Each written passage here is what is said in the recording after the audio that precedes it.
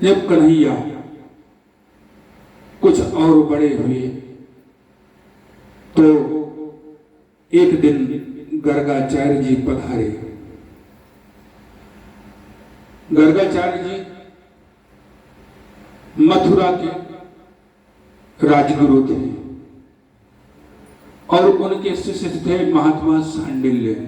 तो सांडिल्य जी गोकुल के आचार्य थे और गर्गाचार्य जी मथुरा के आचार्य थे। अब गर्गाचार्य जी पधारे तो नंदराय जी ने गर्गाचार्य जी का बड़ा बढ़िया स्वागत किया।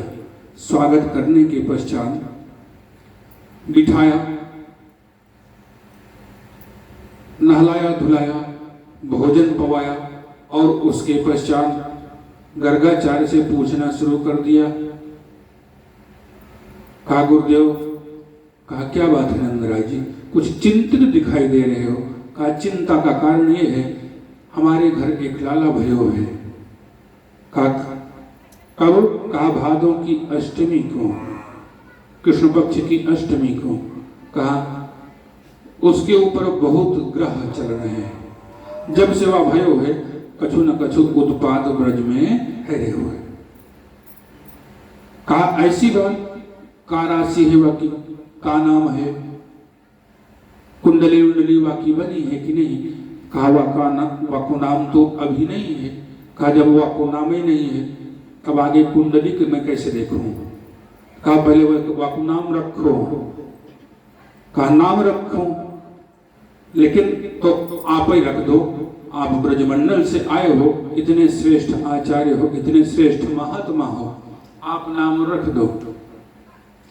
कहा नाम रख दूंगा, लेकिन इस प्रकार से अगर मैं नाम रखूंगा तो अगर कंस को पता चलेगा तो कंस कुछ न कुछ ऊट पटांग हरकत जरूर करेगा, इसलिए मैं तो नामकरण नहीं करूंगा। जबकि करने गए थे नामकरण ही, लेकिन बहाना बना रहे हैं, भूमिका बना रहे हैं, बोले वृंदावन बिहारी लाल की।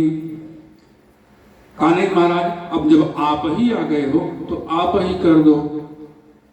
कहा ठीक है, अगर हमसे करवाना है तो हम एकांत में कहीं पर चुपके से नामकरण कर देंगे, किसी को कानो कान भनक ना लगे। कहा ऐसी बात? तो कहा फिर, कहा चलो गौशाला में,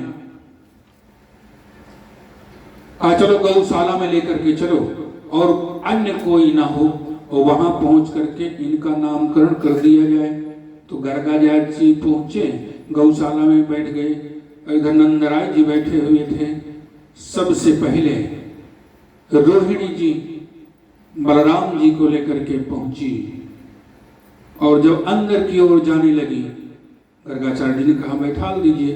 बलराम जी को देखा और जैसे ही कन्हैया को लेकर के यशोदा जी ने प्रवेश किया, जब गर्गाचार्य जी ने देखा तो कन्हैया को देखते ही देह की सुधि भूल गए और ऐसी समाधि लग गई।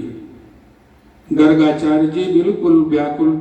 कहा धैर्यं धुनोति मम कंपयते शरीरम। कहा शरीर जो बुद्धि है, बुद्धि धैर्य नहीं धारण कर रही। और कैसे? कहा कंपयते शरीरम, शरीर में कंपन शुरू हो गया है। कहा किस लिए? कहा जो टेढ़ी टांग वाले ये वाला जो आया है ना, ये सांवला वाला, इसको देख करके और भगवान को देख करके, भक्तों भगवान को जो एक बार अच्छे से देख लेता है वो निश्चित रूप से भगवान का हो जाता है। इतना ही नहीं, कितने कितने बड़े भगवान के दर्शन के विषय में कारनामे हुए हैं।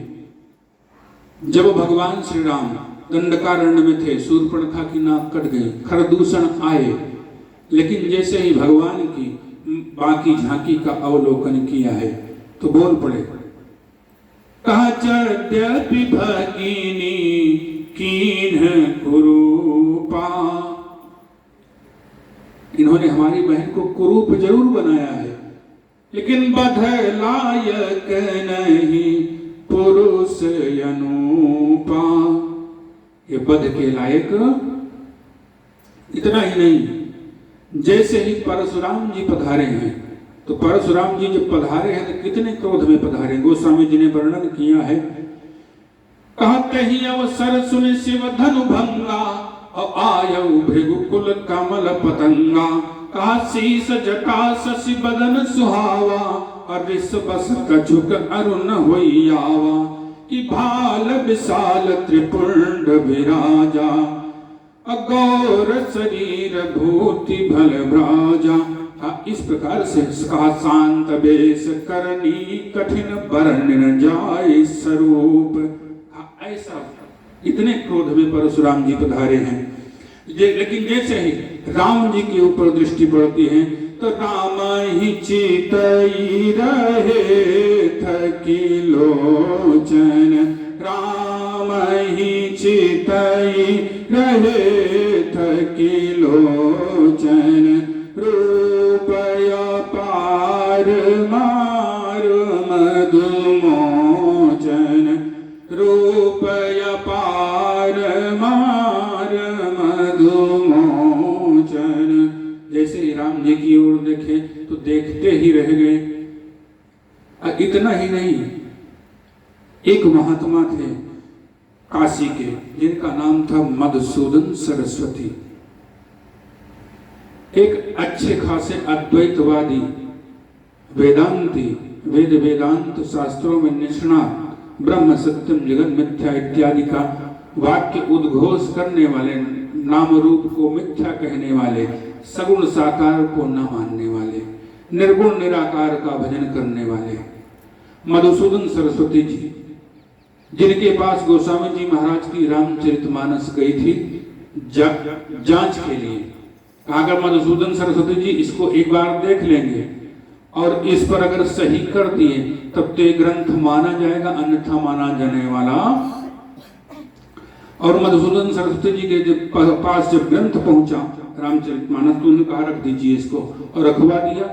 और 6 महीने तक उसका अवलोकन किया, और अवलोकन करने के पश्चात उस पर टिप्पणी लिखा।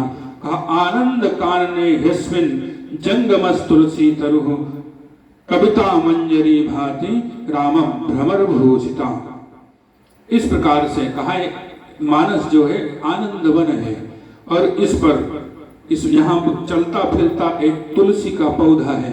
इस तुलसी के पौधे पर श्री राम रूपी भंवरा हमेशा हमेशा के लिए मंडराता रहता है। बोले वृंदावन बिहारी लाल की।